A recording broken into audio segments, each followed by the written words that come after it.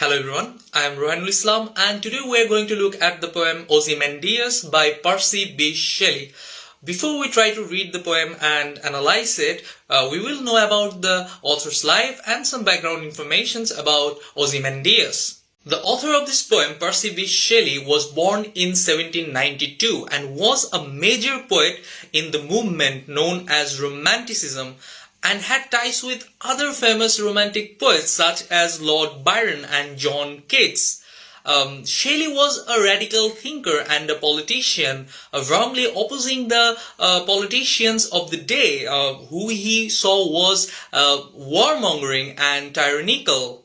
His views and belief on religion was extremely controversial at that time. The hatred for the idea of tyranny and monarchy also suppressed the individualism of the citizens. That one of the things this poem Ozymandias tries to deal with. His life was also pretty dramatic too. His wife was found drowned in a Hyde Park. Shelley remarried within just 3 weeks with a woman called Mary Goldwyn, who'd gone to write the famous novel Frankenstein. Shelley died under somewhat mysterious circumstances in a boating accident before his 30th birthday.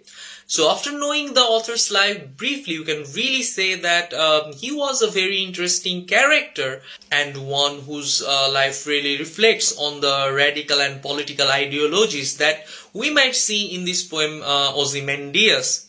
So now the name of the poem Ozymandias might seem a little bit strange to you guys, but it is a Greek name for an Egyptian ruler or an Egyptian pharaoh named Ramesses II. So that's enough for the background information. Now let's have a read of the poem and see what we think about it. So first of all, we are going to read the lines of the poem and then try to figure out the meaning of the words, and after that we will analyze the lines. So let's go. Ozymandias by Percy B. Shelley. I met a traveller from an antique land who said, "Two vast and trunkless lakes of stone stand in the desert. Near them on the sand, half sunk, a shattered vessel lies." Here I is referring to the poet, met a traveller from an antique land. Antique means old. In this poem, it is referring to Egypt. So, the antique land was Egypt. Who said two vast and trunkless lakes of stone. Trunkless means without the upper part of the body. The traveller is describing to the poet that the statue he saw in the desert doesn't have the upper part of the body. Near them on the sand, half sunk a shattered vessel lies. Sunk means drowned, shattered means broken, and vessel means face. So, near the broken pieces of the statue, there was a broken face of the statue which is partially buried, whose frown and wrinkled lip and sneer of cold command tell that its sculpture will those passions read, which yet survived, stamped on these lifeless things, the hand that mocked them and the heart that fed. Now let's go through the meaning of the words. Whose frown? Here frown means the expression of anger, and wrinkled lip and sneer. Sneer means basically to look down upon someone. You know, when you become very proud of yourself and you look down upon others, that is sneer. Cold command. Cold command means, cold means emotionless, empty, and command means domination. So basically these are the expressions on the face of the statue lying in the sand. Tell that its sculptor well those passions read. Passion means all the expressions of King Ozymandias, which yet survived, stamped on these lifeless things. Here stamped means that engraved. So the traveller is saying to the poet that anyone can tell by looking at the face of the statue how the expressions were of King Ozymandias made by the sculptor. So you can tell by the lines that how good and well artist the sculptor was. The hand that mocked them, here mocked means copied, and the heart that fed, here heart refers to the heart of King Ozymandias. So the hand is referring to the hand of the sculptor who made the statue, copied the expressions of King Ozymandias so well that anyone can tell by looking at the face of the statue. And on the pedestal, these words appear. My name is Ozymandias, King of Kings. Look upon my works, ye mighty, and despair. So here, and on the pedestal, pedestal means the base of the statue that was lying in the ground. These words appear. Which words? My name is Ozymandias, King of Kings. So Ozymandias engraved these words on the pedestal that he is claiming himself to be the most powerful and the mightiest ones. He is telling, look upon my works, ye mighty, and despair. Here ye means you.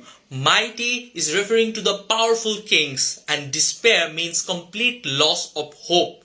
So he's telling to the mightiest or the powerful kings that whenever you will look on my work, you will feel hopeless. So what work he's actually talking about? He's talking about the huge statue accomplished by himself. Is that statue survives today in there? No, it was completely destroyed, ruined by the passage of time. So this is the irony the poet is talking about. So these words shows that how proud and self-obsessed this king Ozymandias was. Nothing beside remains. Round the decay of the colossal wreck, boundless and bare, the lone and level sands stretch far away. So in these lines, the poet is saying that nothing remains in there. Round the decay here, decay means the remaining part of that colossal. Colossal here means extremely large or great. Wreck means ruin. Boundless means without any limit.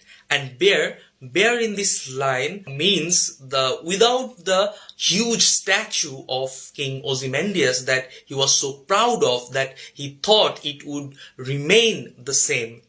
So there was no trace of that huge statue, only the platform that has the words of King Ozymandias remains.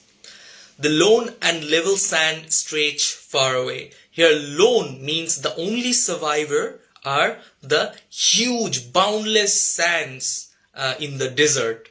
That is the only survivor.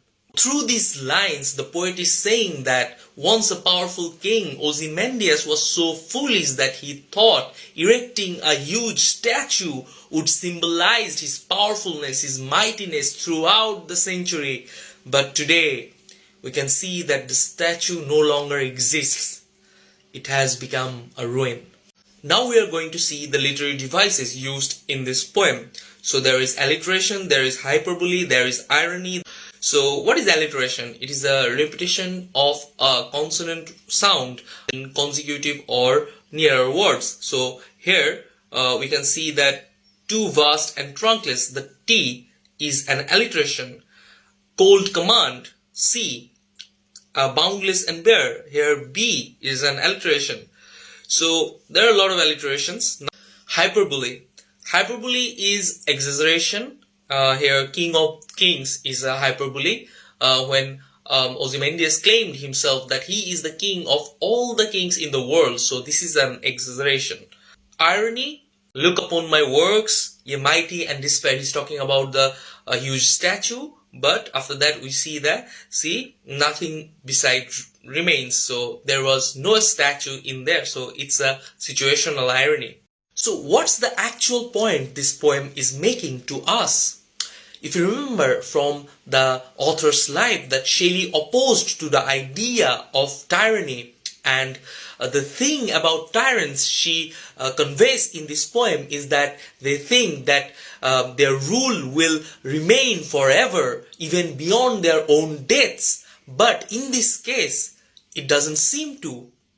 Time will destroy everything, even the mightiest of tyrants or the kings of history, the one thing Shelley suggests will remain forever is art. The artistry of the sculptor still remains in that vast desert. Shelley perhaps saying to her poetry as well that it is the celebration, it is the anthem of the power of art. So as we have finished the reading of the poem, now there is a quiz for you guys that you can perform yourself.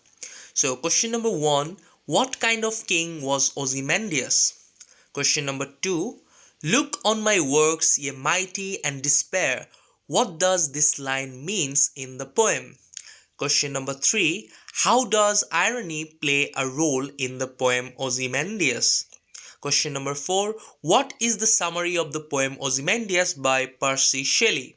And the final question of this quiz is, what is Shelley's purpose in writing Ozymandias? Thank you for attending my class and see you next time. Till then, goodbye.